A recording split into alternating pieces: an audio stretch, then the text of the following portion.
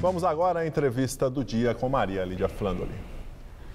O Jornal da Gazeta recebe hoje Rafael Vale Vernaschi, o novo defensor público geral do estado de São Paulo, que tem pela frente um desafio e tanto de garantir o atendimento a cerca de 30 milhões de pessoas com renda de até 3 salários mínimos. Muito obrigado, doutor Rafael, por estar conosco. Parabéns por sua eleição. Muito obrigado.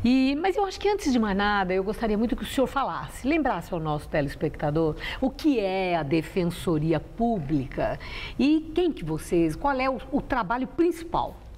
A Defensoria Pública é a instituição que tem a função de realizar todo o atendimento à população carente do estado de São Paulo. Então, é uma instituição voltada ao atendimento da população que não pode pagar com as custas do processo e com a orientação jurídica, a contratação de um advogado particular. Quer dizer que a pessoa não tem que pagar nada e se ela precisar de advogado, pessoa considerada carente, ela procura a Defensoria Pública. Isso, até para que de fato a gente consiga atender aquelas pessoas que realmente precisam da Defensoria Pública, a gente tem um parâmetro de que é a renda familiar de até 3 salários mínimos. Então, essa é o parâmetro que a Defensoria Pública tem para fazer o atendimento à população carente. Bom, há muito tempo que a Defensoria Pública se ressentia da falta de pessoal.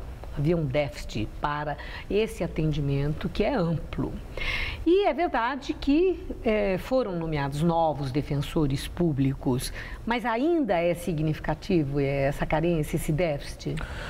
A gente teve uma grande evolução de pessoal aqui na Defensoria Pública. A gente começou com 87 procuradores que vieram da então Procuradoria de Assistência Judiciária e optaram a vir para a Defensoria Pública. A gente teve um aumento nesse quadro. Hoje contamos com 719 defensores públicos em atividade por conta de um recente projeto encaminhado pelo governador do estado e aprovado pela Assembleia Legislativa, que aprovou a criação de 500 cargos de defensores públicos. Então, hoje somos 719, em 2016 seremos 900, e aí conseguiremos ser a maior defensoria pública do Brasil. E esses 900, este é um número adequado para a demanda? Por conta da grande população do estado, né, quando a gente fala de 30 milhões, são todas aquelas pessoas que realmente não tem como marcar, e que no estado de São Paulo, por conta da sua população, chega a esse número de 30 milhões. Ainda seria insuficiente. Existe um estudo do IPEA, né, que avalia uma quantidade de defensores para ser suficiente aí em torno de 2.100 defensores públicos. Os jovens se interessam pela Defensoria Pública tanto quanto na carreira aí de advogado para a magistratura, o Ministério Público, Procuradoria do Estado?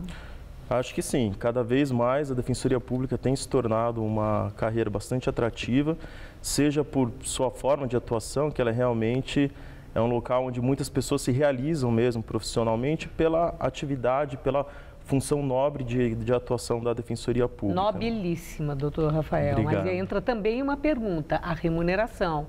É compensadora como do magistrado e no Ministério Público? Hoje a remuneração ela não é a mesma do magistrado, do promotor e do próprio procurador do Estado, mas já é muito próximo da do procurador do Estado, então assim uma grande atratividade da carreira no meio jurídico. Bom, eu acompanhei que a Procuradoria, para compensar esse déficit, fazia parcerias, tinha convênio com a OAB e que havia uma luta para ampliar essa possibilidade de parcerias.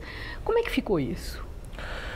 Na verdade, como a Defensoria Pública não consegue, com esse número limitado que a gente tem de defensores públicos, hoje a gente precisa de uma suplementação dessa atividade. O ideal, e é o que está na Constituição Federal, é um modelo público onde os defensores públicos fazem esse tipo de atividade, mas como a gente tem ainda um número insuficiente para que a população não deixe de ser atendida, é necessária daí a suplementação dessa atividade por meio de convênios. Então a Defensoria Pública, existia até uma discussão a respeito disso, sobre a exclusividade ou não de um convênio com a Ordem dos Advogados. Mas essa questão já foi pacificada, já houve uma decisão do Supremo Tribunal Federal, dizendo que a Defensoria Pública pode fazer o convênio com qualquer entidade parceira que tem esse tipo de atuação. Que tipo de entidades?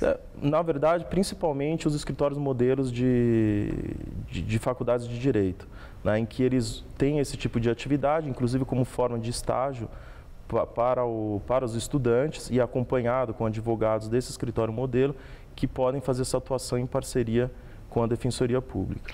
Na época da campanha, da sua campanha, o senhor defendia avanços da atuação da Defensoria Pública na área criminal.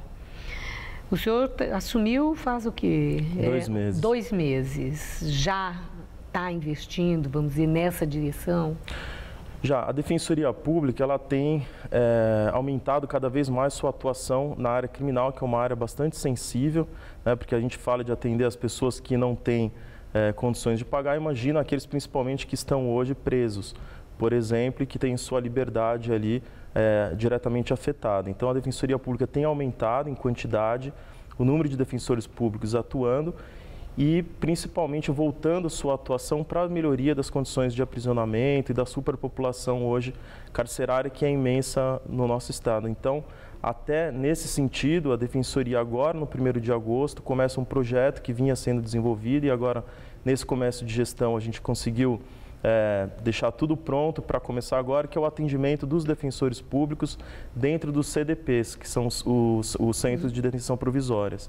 Então, os defensores públicos agora, sempre na parte da manhã, vão fazer o atendimento direto às pessoas que ali se encontram. E os defensores públicos, assim, como é que é a interação com a magistratura, com o Ministério Público? Vocês são bem recebidos ou chegam aí no sistema prisional e está chegando a fiscalização, que vai ver como é que isso está?